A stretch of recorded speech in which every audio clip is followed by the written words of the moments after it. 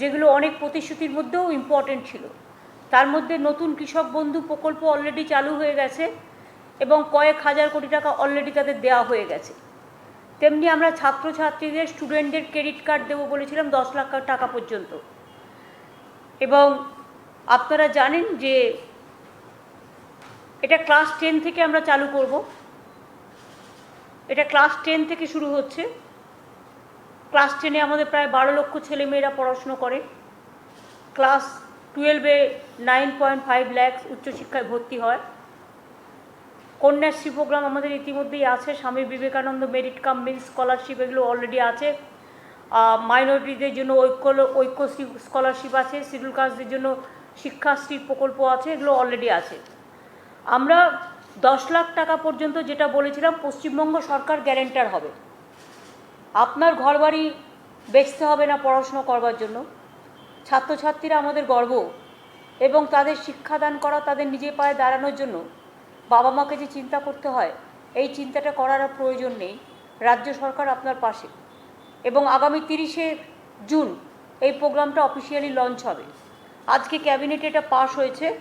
নতুন student credit card প্রকল্প অনুমোদিত হয়েছে এবং এই টাকায় স্নাতকোত্তর পেশাভিত্তিক course, diploma course, doctoral, post doctoral স্তরে গবেষণার খরচ ইত্যাদি খরচের জন্য এই টাকাটা দেওয়া হবে।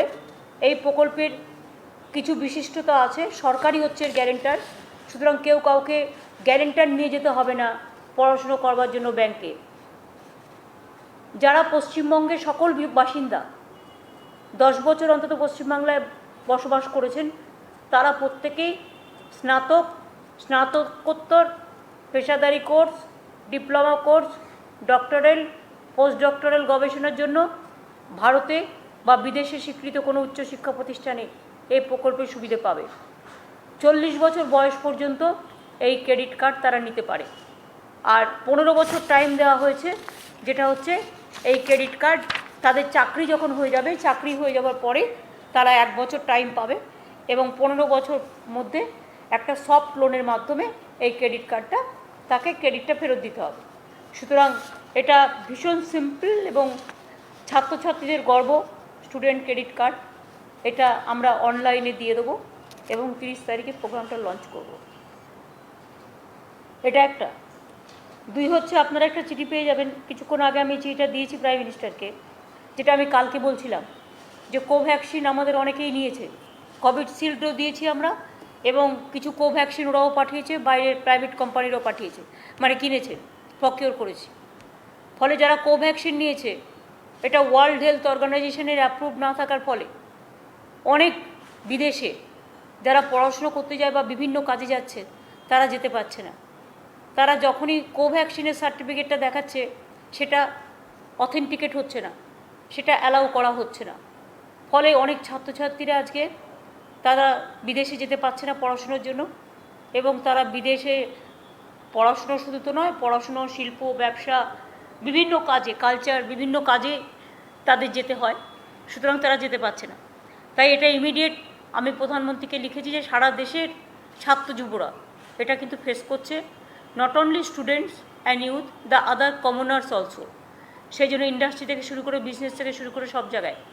সেই জন্য আমরা এটা বলেছি ইমিডিয়েট আর্লি ইন্টারভেনশন, যাতে ওয়ার্ল্ড হেলথ অর্গানাইজেশন এটাকে অ্যাপ্রুভ করে এবং যাতে স্টুডেন্টদের কোনো রকম হ্যারাসমেন্ট না হয়।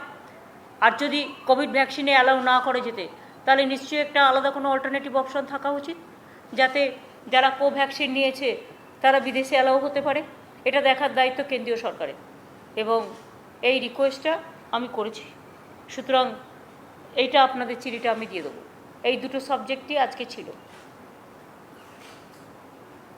আজকের দিনটাই স্টুডেন্টদের ডে হয়ে গেছে। অবশ্য কোভ্যাক্সিনটা সকলের জন্যই কাজে লাগবে। ঠিকই আছে, সোমবার থেকে এই শুক্রবার থেকে অ্যাসেম্বলি চালু হবে। কোভিডের সময় সমস্ত সচেতনতা মেনটেন করেই করা হবে। স্পিকার পুরোপুরি যেভাবে করবেন সেভাবেই হবে। हाँ बोलूँ। मैम आज एक सवाल है, प्रधानमंत्री ने आज एक ऑल पार्टी मीटिंग बुलाई है जम्मू एंड कश्मीर के लीडर्स के साथ। आपको क्या लगता है, क्या आर्टिकल 370 का एब्रोगेशन गलत था? फिर एक बार उसे रिस्टोर कर स्टेटहुड देना चाहिए जम्मू कश्मीर को। मीटिंग क्या जम्मू कश्मीर को लेके कर रहा है, जम्मू कश्मीर का लोगों को बुला के? नहीं, मेरे को पता नहीं है। मैं आपको all political party means Jammu Kashmir का ऑल पॉलिटिकल पार्टीज को क्या क्या सब्जेक्ट है नहीं है मेरे को तो पता नहीं है। जब तक सब्जेक्ट मेरे को पता नहीं है तब हम कैसे बताएंगे? स्टेटहुड छीनना क्यों, क्या ज़रूरत था? लोगों तो पहले आज़ादी लोगों को चाहिए। आज़ादी अगर छीन के लेता है तो सब आज़ादी तो चला जाता है ना। ये तो देश के लिए कोई काम पे नहीं आया। उपरंत ये 2 साल कश्मीर में कोई टूरिस्ट भी जाने नहीं पाया और देश के लिए भी एक इज्जत का सवाल, देश का बहुत बदनाम भी हुआ है। जैसा वैक्सीन के लिए बदनाम भी हुआ है, इसका लिए भी हुआ है, ऑटोक्रेसी के लिए। The 7 months has become, but the farmers' protest is still continuing, and there has been no solution out of it. In fact, those who are protesting, the allegation has been made that they are coming from Afghanistan, Pakistan as well.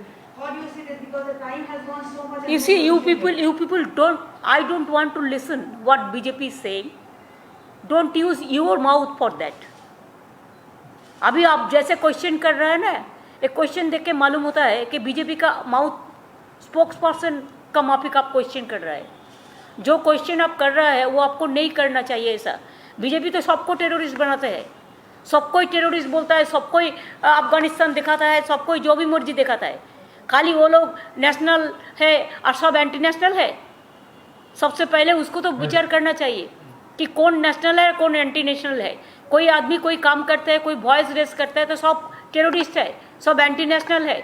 आज जो लोग देश में और लोगों को हित में एक वैक्सीन भी नहीं दे सकता है, डेड बॉडी मृत्यु होने का बाद भी गंगा में डेड बॉडी भेज देता है, गंगा में मिटा देता है, उसका रिकॉर्ड भी नहीं रखता है, उसका इतना बड़ा बड़ा बात कैसे आता है? किसान का काम कर रहा है। किसान तो अगर कोई इंडस्ट्रियल वर्कर्स अगर कोई मूवमेंट करे वो कर सकते हैं, it is there democratic rights. आप ये कह सकता है कि हम उसको जेन्युइनिटी लेके हम मानेगा कि नहीं मानेगा। कोई केस है जो जेन्युइन केस होता है, कोई केस है जो जेन्युइन नहीं है। लेकिन किसान को जो कहने हैं जो 3 बिल काला बिल आप वापस करो, ये जेन्युइन केस है। अरे जेन्युइन केस में देश का करोड़ों करोड़ों किसान इसमें शामिल है। इसी के लिए आई सैल्यूट टू माई किसान्स। দিদি একটা বিষয় আপনি গতকাল বলেছেন উপনির্বাচনের কথা, আপনি কি পুরসভার নির্বাচন নিয়ে একটু ভাবছেন? আগে তো মানে চ্যারিটি বিগিনস এট হোম। আগে তো ইলেকশন কমিশন বা ইলেকশনটা করার কথা বলুক, তারপরে আমরা আমাদেরটা সময় মতো ঠিক করে দেবো। আমরা তো উই আর জাস্ট ওয়েটিং। আমাদের তো ইলেকশন করতে কোনো ভয় নেই, আমরা তো রেডি। বাট আমাকে তো দেখতে হবে যেগুলো পড়ে আছে অ্যাসেম্বলির সময় থেকে। বাই ইলেকশন 7টা বাই ইলেকশন বাকি আছে বাংলায়। এটা যখন ইলেকশন কমিশন করবে তখন আমরা বাদ বাকিগুলো করে নেব, এটার জন্য চিন্তা করতে হবে না। দিদি আপনি বিধানসভার বাজেট অধিবেশনের কথা বললেন, পিএসসি নিয়ে একটা সমস্যা তৈরি হয়েছে, এই বিষয়ে আপনি কিছু বলবেন? বিজেপি এক রকমের কথা বলছে। শুনুন, আমি বিজেপির কথার উত্তর দিতে রাজি নই। পিএসসি যেটা হচ্ছে পাবলিক অ্যাকাউন্টস কমিটি বলছেন? হ্যাঁ, আমি ভুল শুনেছি, সরি। ওটা নমিনেশন যে কেউ জমা দিতে পারে, এবং যিনি জমা দিয়েছেন মুকুল রায় তিনি তো বিজেপি পার্টির মেম্বার। অসুবিধার কী আছে? তাকে তো কালিম্পং থেকে এমনকি বিনয় তামাংদের পার্টিও সাপোর্ট দিয়েছে, আর আমরাও সাপোর্ট দেবো। এটা স্পিকারের ডিসিশন। আর যদি ভোটাভুটি হয় আমরা ভোটে জিতবো। আসুক না, কার কত শক্তি দেখে নিক না। মানুষের ভোটে জিতে এসেছি, ওই ভোটটাই আমরা জেতাবো যাকে প্রয়োজন তাকে। দিদি আজকে সকাল থেকে বিভিন্ন জায়গায় বিক্ষোভ হচ্ছে ট্রেন চালু নিয়ে। প্লিজ এসব নিয়ে আপনারা এমন কিছু কোয়েশ্চেন করবেন না যাতে প্ররোচনা ছড়াবেন না। যেগুলো বিধি রেস্ট্রিকশান আছে সেগুলো কোভিডকে ঠেকাবার জন্য। আগে কোভিডটা একদম কমাতে দিন। কারো কোনো কিছুতে কষ্ট হবে এটা জানা কথাই। একটা ব্রিজ তৈরি করতে গেলে যারা ব্রিজ দিয়ে যাতায়াত করে তারা না পারলে যেতে কষ্ট হবে, কিন্তু মনে রাখবেন কোভিডের জন্য এখন রেল চালালে দুনিয়ার লোকের কোভিড হবে, তখন কে দেখবে? তাও তো দোকান টোকান সবই প্রায় চালু রাখা দেওয়া হয়েছে। অন্য জায়গায় যা লকডাউন হয়েছে, কারফিউ হয়েছে, আমাদের তো সেসব কিছু নেই, আমাদের তো সবই চলছে প্রায়। সুতরাং চিন্তা করার তো কিছু কারণ নেই। আর এখনও তো অনেক জায়গায় ওয়ার্ক ফ্রম হোম হচ্ছে, গভর্নমেন্টের থেকে শুরু করে সব জায়গায়। আর যেখানে যেখানে কাজ চলছেও তারা নিজেরা নিজেদের ওয়ার্কারদের নিয়ে আসছে, সেই আসাটার অসুবিধেও নেই। সবজি বিক্রেতারা তারা অনেকে গাড়িতে করেও আসতে পারছে, সব জায়গায় তো মার্কেট চলছে, সবজি মান্ডি চলছে তো। সুতরাং এগুলো ব্যাস হয়ে গেছে, হয়ে গেছে আজকে তোমার